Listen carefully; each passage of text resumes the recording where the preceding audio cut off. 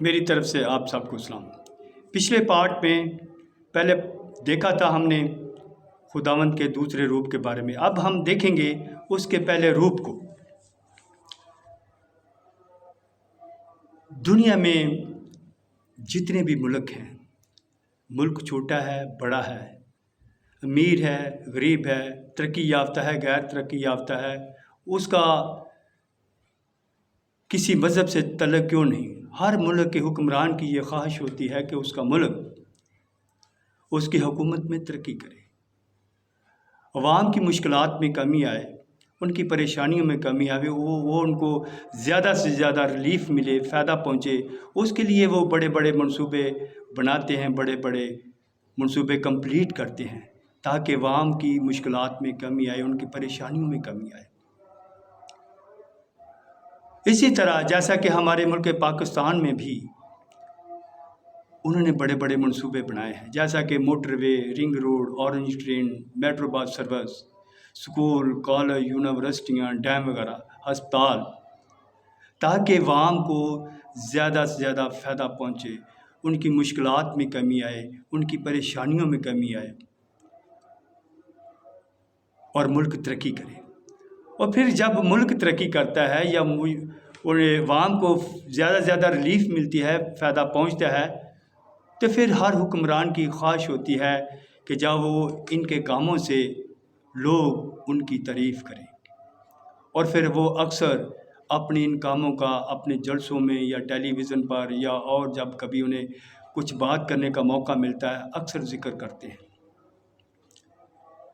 اسی طرح خداوند قدوس بھی، کیونکہ وہ بھی بادشاہ ہے، وہ بھی شہنشاہوں کا شہنشاہ ہے، اس نے بھی بنی نوع انسان کے لیے بڑے بڑے منصوبے بنائے ہیں، بڑے بڑے منصوبے کمپلیٹ کیے ہیں۔ سب سے پہلے اس نے زمین آسمان کو بنایا، سورج چاند ستارے بنائے، سمندر بنائے، سمندر کے جانور، خشکی کے جانور، ہوا کے پرندے، پہاڑ، دریا، جڑی بوٹیاں، جنگلات وغیرہ، یہ سب کچھ تو خدا نے بنی نوع انسان کے لیے بنایا ہے۔ ان میں کوئی ایک ایسی چیز نہیں جس کا انسانی زندگی سے تعلق نہ ہو۔ سب سے پہلے ہم دیکھیں گے کہ درخت جنہیں بعض لوگ کوئی اہمیت نہیں دیتے، جب چاہے کاٹ دیا، جب چاہے لگا دیا، اگر روح زمین سے درخت بالکل ختم ہو جائیں، بالکل فنش ہو جائیں، تو کوئی انسان زندہ نہیں رہ سکتا، کوئی جاندار زندہ نہیں رہ سکتا۔ اسی طرح اگر ہوا روح زمین سے بالکل فنش ہو جائے، ختم ہو جائے، تو کوئی انسان یا جاندار زندہ نہیں رہ سکتا۔ اگر پانی بالکل ختم ہو جائے، کوئی انسان یا جاندار زندہ نہیں رہ سکتا۔ اگر سورج اپنی روشنی چھوڑ دے تو دنیا بالکل فنش ہو جائے گی، ختم ہو جائے گی۔ مطلب یہ کہ جو کچھ بھی ہمیں نظر آتا ہے اس کا انسانی زندگی سے گہرا تعلق ہے، یا انسانی زندگی ہی اس سے وابستہ ہے۔ اور پھر خداوند قدوس بھی چاہتا ہے کہ جب یہ ساری چیزیں ہمیں زندگی بخشتی ہیں، زندگی دیتی ہیں، یا ہم ان سے تازگی حاصل کرتے ہیں، تو حق بنتا ہے کہ ہم اپنے خداوند کی شکر گزاری کریں۔ جس طرح ہمارے دنیا کے حکمران چاہتے ہیں کہ ہم ان کی تعریف کریں، اسی طرح خداوند بھی چاہتا ہے کہ ہم اپنے خداوند کی ان کاموں کی وجہ سے، ان عظیم کاموں کی وجہ سے ہم اپنے خداوند کی شکر گزاری کریں۔ اور پھر خداوند بھی اکثر اپنے ان عظیم کاموں کا ذکر کرتا ہوا ہمیں نظر آتا ہے۔ جس طرح دنیا کے حکمرانوں کے وزیر ہیں، مشیر ہیں، اسی طرح خداوند کے بھی وزیر ہیں، مشیر ہیں، کیونکہ وہ بھی بادشاہ ہے۔ ہم سب سے پہلے بات کریں گے مشیر کی، مشیر خدا کی، خدا کے بیٹے یسوع کی، کہ اس نے خدا کو کیا مشورہ دیا یا پھر خدا نے اس سے کیا مشورہ لیا۔ سب سے پہلے ہم دیکھیں گے کہ مشیر ایک بڑا عقل مند اور دانا ہونا چاہیے، جس کا ہر مشورہ ملک کی ترقی کے لیے ہو، عوام کی بھلائی کے لیے ہو، اور جس سے حکمرانوں کی بھی عزت کو بڑھائے، کیونکہ خدا کے کلام میں غلط مشورہ دینے والے مشیروں کا بھی ذکر ہے۔ سلیمان کے بیٹے کو اس کے مشیروں نے غلط مشورہ دیا، اور بنی اسرائیل کی بادشاہی 2 حصوں میں تقسیم ہو گئی۔ اس لیے مشیر جو ہے وہ بڑا عقل مند اور دانا ہونا چاہیے۔ ہم بات کریں گے مشیر خدا کی، خدا کے بیٹے یسوع کی۔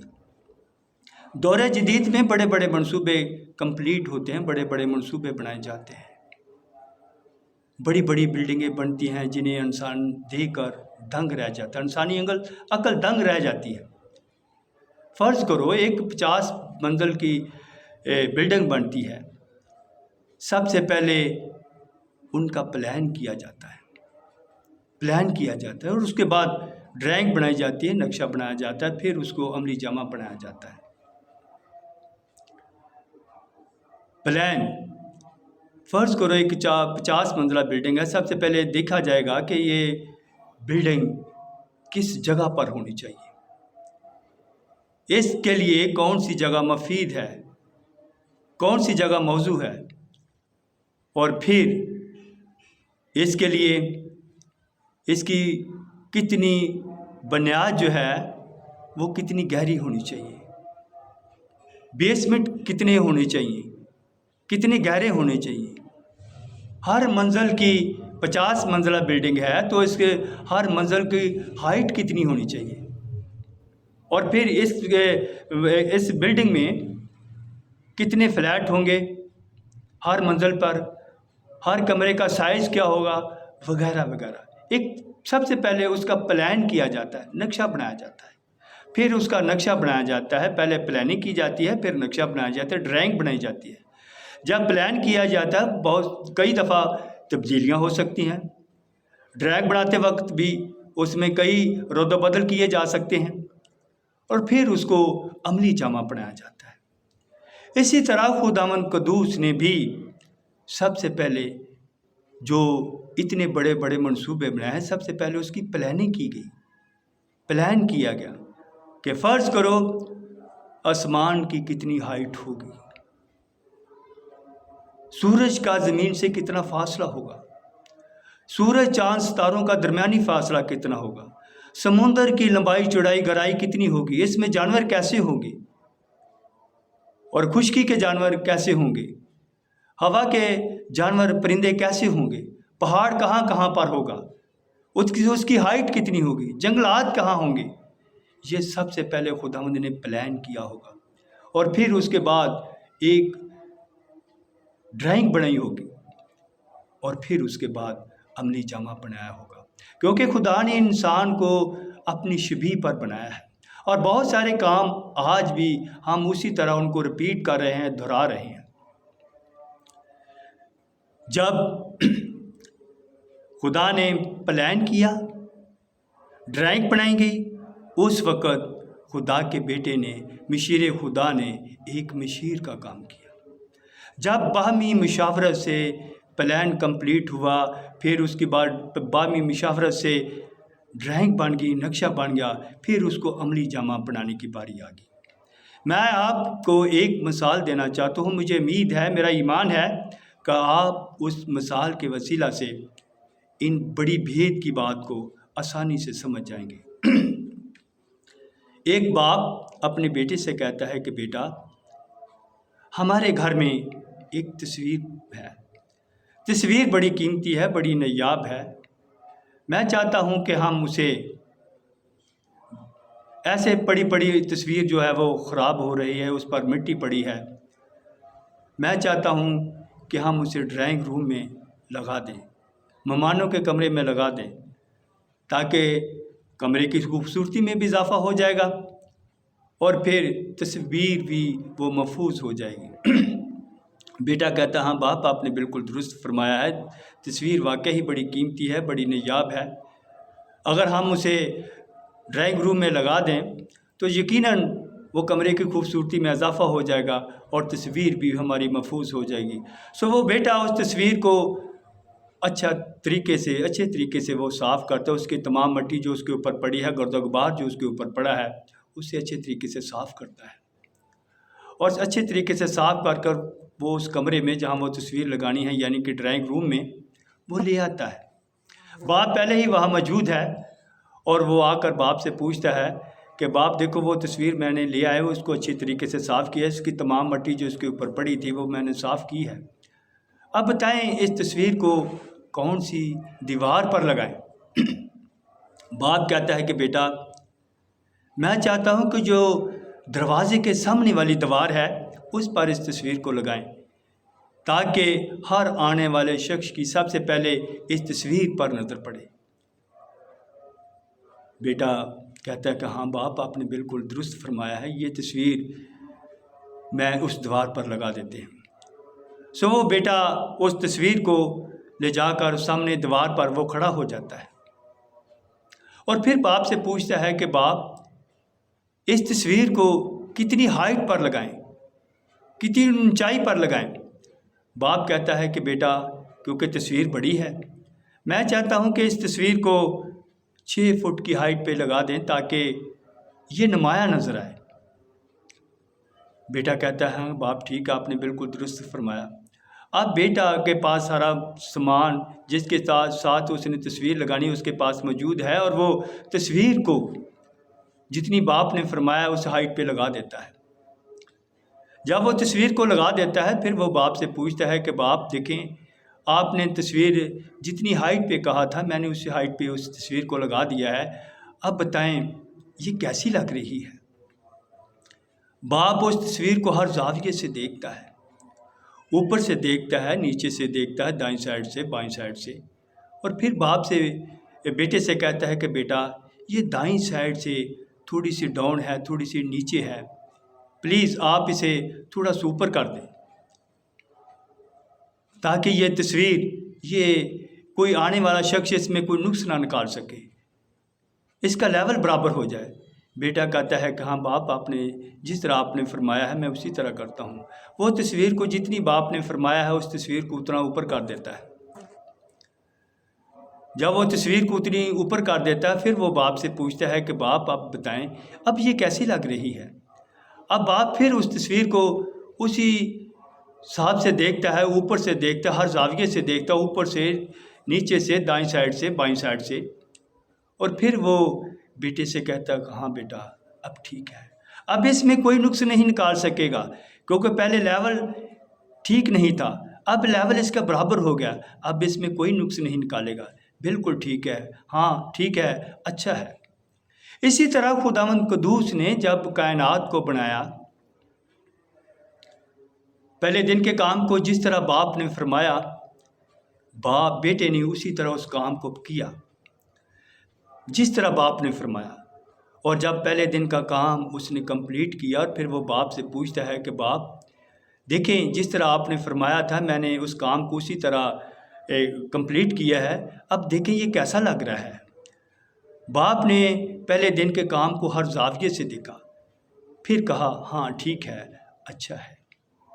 پھر دوسرے دن کے کام کو بھی جس طرح باپ نے فرمایا، جب کیونکہ باپ بیٹھا ہے اور بیٹے کو فرما رہا ہے، جس طرح بیٹے کو بتا رہا ہے، بیٹا اسی طرح اس کام کو کر رہا ہے۔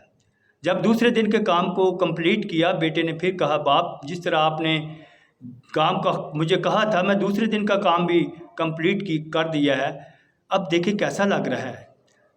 باپ نے ہر زاویے سے اس کام کو دیکھا، پھر کہا ہاں بیٹا ٹھیک ہے، اچھا ہے۔